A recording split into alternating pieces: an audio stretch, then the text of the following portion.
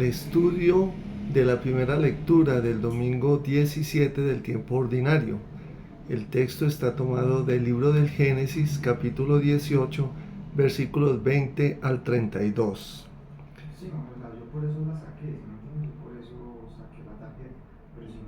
Así que el Señor le dijo: la gente de Sodoma y Gomorra tiene tan mala fama y su pecado es tan grave que ahora voy allá para ver si en verdad su maldad es tan grande como se me ha dicho.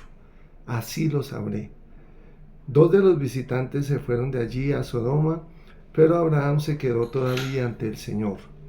Se acercó un poco más y le preguntó: ¿vas a destruir a los inocentes junto con los culpables? Tal vez haya 50 personas inocentes en la ciudad. A pesar de eso, ¿destruirás la ciudad y no la perdonarás por esos 50? No es posible que hagas eso de matar al inocente junto con el culpable, como si los dos hubieran cometido los mismos pecados. No hagas eso. Tú, que eres el juez supremo de todo el mundo, ¿no harás justicia? Entonces el Señor le contestó: si encuentro 50 inocentes en la ciudad de Sodoma, por ellos perdonaré a todos los que viven allí. Pero Abraham volvió a decirle: perdona que sea yo tan atrevido al hablarte así, pues tú eres Dios y yo no soy más que un simple hombre. Pero tal vez falten 5 inocentes para completar los 50. ¿Solo por faltar esos 5 vas a destruir toda la ciudad?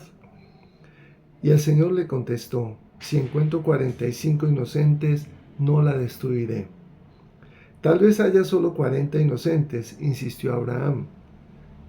Por esos 40 no destruiré la ciudad, dijo el Señor. Pero Abraham volvió a suplicar: te ruego que no te enojes conmigo por insistir tanto en lo mismo, pero tal vez encuentres solo 30. Hasta por esos 30 perdonaré a la ciudad. Abraham siguió insistiendo: mi Señor, he sido muy atrevido al hablarte así, pero ¿qué pasará si encuentras solamente 20 inocentes? Y el Señor respondió: por esos 20 no destruiré la ciudad. Todavía insistió Abraham: por favor, mi Señor, no te enojes conmigo, pero voy a hablar tan solo esta vez y no volveré a molestarte. ¿Qué harás en caso de encontrar únicamente 10? Y el Señor le dijo: hasta por esos 10 no destruiré la ciudad. Cuando el Señor terminó de hablar con Abraham, se fue de allí y Abraham regresó a su tienda de campaña. Esta primera lectura nos ilustra muy bien en el contexto patriarcal de Abraham como padre, como jefe y guía del pueblo de Israel. Tenemos 3 momentos: el texto, la caracterización y un trasfondo histórico literario. Puedo ver 3 escenas en el texto. La primera es un paralelo, puede ser antagónico, entre este pasaje del Génesis y el de Éxodo capítulo 3 del 7 al 10, porque Dios escucha el clamor, desciende para ver y envía a los 2 varones a Sodoma y Gomorra. También en el Éxodo, Él escucha ese clamor de su pueblo y decide por eso bajar a librarlos. Hace una promesa y envía a Moisés al faraón. Son antagónicos porque acá es un texto de pecado, mientras que en el de Éxodo es de liberación. La segunda escena es el diálogo entre Abraham y Dios. Podríamos pensar que hay cierta irreverencia en Abraham porque permanece de pie al acercarse al Señor, a diferencia de otros relatos, sobre todo del Éxodo, donde es Moisés quien se acerca, pero postrándose.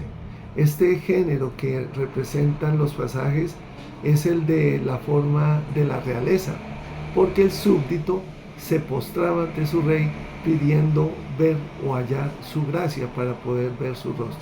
Este texto muestra otra tradición. Viene en esta segunda escena una pregunta clave y central. ¿Dios va a borrar al justo por o junto al impío? ¿O va a perdonar al impío a causa del justo?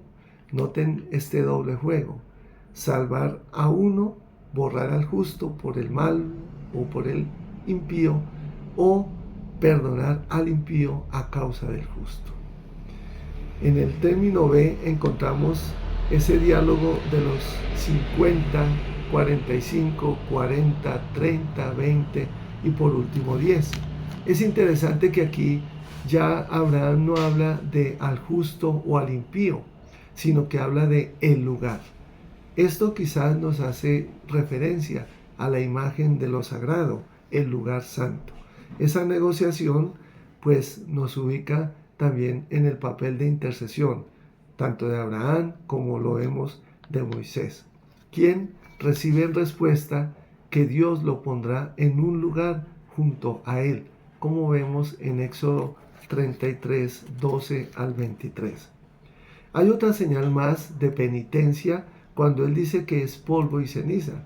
Esto nos ubica en una acción de petición, de súplica, que nos recuerda el pasaje de Jonás y el pueblo de Nínive, que se convirtió vistiéndose de saco y ceniza. Pero puede ser también una manera de orar en la sinagoga para pedir intercesión por todos. La tercera escena de cierre nos dice que marchó Yahvé, mientras que Abraham retornó a su lugar. Su lugar, entenderíamos Mambré, que a la vez siendo una encina sagrada, nos vuelve a un contexto de santuarios locales primitivos. Bueno, esto nos lleva en segundo lugar a una caracterización. Por ejemplo, hay un modelo de súplica o intercesión paralelo, como se mencionó, con Moisés, con Elías, aunque representando otra tradición diferente a la de la corte. Segundo, las ciudades, que en este caso se menciona a Sodoma y se da el nombre latino de Gomorra, que no corresponde al hebreo, son señal o tipifican el pecado de la humanidad postdiluvial. Recordemos que había acontecido el diluvio a causa del pecado. Luego viene la teología del justo y de la retribución. ¿Cómo puede ser culpable o castigado el justo por el impío? Pero démosle la vuelta teológicamente, y es cómo a causa del justo se puede salvar al impío. Y esto nos remite directamente al Nuevo Testamento, a un contexto cristológico. Cristo, el justo, salva a la humanidad marcada por el pecado.